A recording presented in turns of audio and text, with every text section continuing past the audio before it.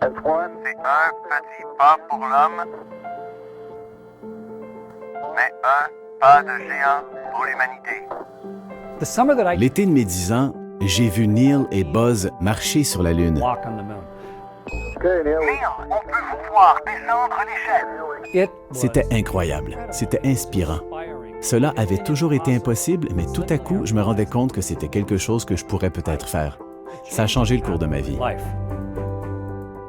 Bonjour, je m'appelle Chris Hadfield. La campagne de recrutement d'astronautes de l'Agence spatiale canadienne arrive à son terme. Il ne reste que les meilleurs candidats.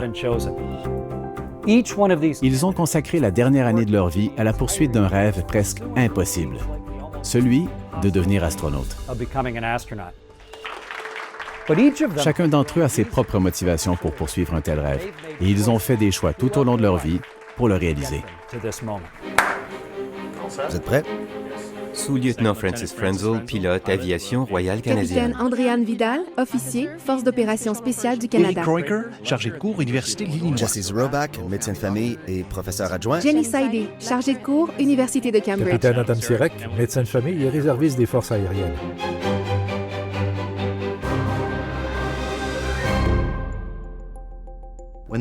Lorsque l'Agence spatiale canadienne a annoncé qu'elle cherchait 2 nouveaux astronautes, je me suis dit « Wow! C'est le rêve de toute une vie! » À l'école secondaire, je m'intéressais beaucoup aux mathématiques, aux sciences et à la santé.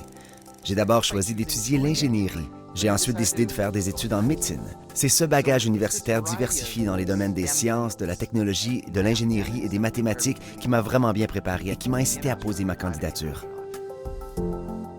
Du plus loin que je me rappelle, j'ai toujours voulu repousser mes limites personnelles.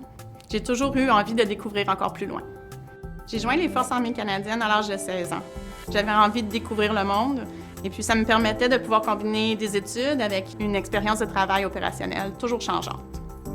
Pour moi, devenir astronaute, ça me permettrait de combiner toutes sortes de passions et puis non seulement de repousser mes limites, mais repousser la connaissance générale de notre univers. Le moment précis où j'ai voulu devenir astronaute, c'est lorsque j'ai vu les premières images produites par le rover martien Sojourner. J'avais 11 ans et j'étais fasciné par le fait que des humains avaient pu construire un robot, le lancer depuis la Terre jusqu'à la planète Mars, le faire atterrir en toute sécurité, puis recevoir des photos et des données transmises par le robot. Depuis ce moment, j'ai toujours été très inspiré par notre programme spatial. Je m'estime chanceux d'être candidat pour faire partie de ce programme extraordinaire.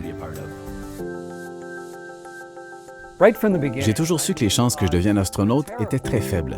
J'ai décidé de voir cela comme un objectif à long terme.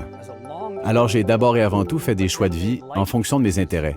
Des choix qui me donneraient des options, des choix qui me donneraient une vie enrichissante et intéressante et qui me permettraient peut-être un jour de devenir astronaute.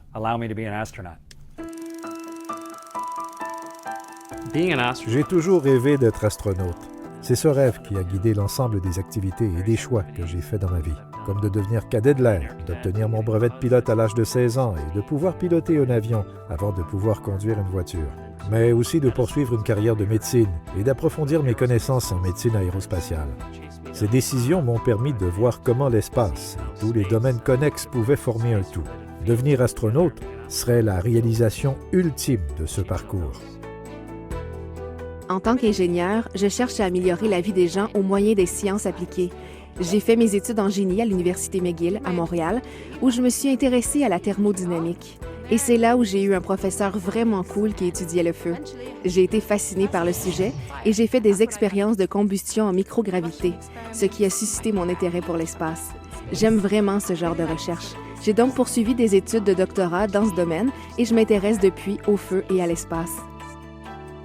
Toute ma carrière s'est déroulée dans le domaine de l'éducation. J'ai d'abord obtenu un baccalauréat en génie aérospatial avant de poursuivre à la maîtrise, où je me suis intéressé aux satellites. Puis, j'ai entrepris des études de doctorat où j'ai commencé à enseigner aux étudiants comment concevoir, construire et lancer de vrais satellites. Toutes ces activités ont orienté mon cheminement professionnel.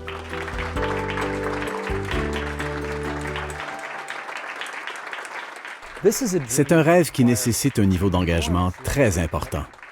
Essentiellement, vous vous engagez à servir pendant toute votre vie. Mais chacun des candidats encore en lice nous a montré qu'il a ce qu'il faut. Si je pouvais envoyer un message à l'un de nos astronautes, je l'enverrais à David Saint-Jacques. C'est notre astronaute qui ira dans l'espace l'an prochain et j'aimerais lui souhaiter bonne chance pour son entraînement. J'aimerais le remercier d'avoir été une source d'inspiration pour de nombreux jeunes professionnels en aérospatiale et en médecine. Je choisirais Roberta Bondar parce qu'elle a été vraiment importante pour moi quand j'étais jeune. En tant que première femme astronaute canadienne, elle est un modèle incroyable. Elle a été un véritable modèle pour moi. J'aimerais lui dire à quel point elle a été une source d'inspiration toute ma vie. J'aimerais beaucoup envoyer un message à Julie Payette. Elle a donné à ma génération entière le rêve qu'une femme pouvait réussir dans n'importe quel domaine. Et pour cela, je la remercie. J'aimerais envoyer mon message à tous les astronautes canadiens. Merci de m'avoir inspiré et merci d'être des modèles exceptionnels dont tout le monde peut s'inspirer. Merci d'incarner la réalisation du Canada dans l'espace.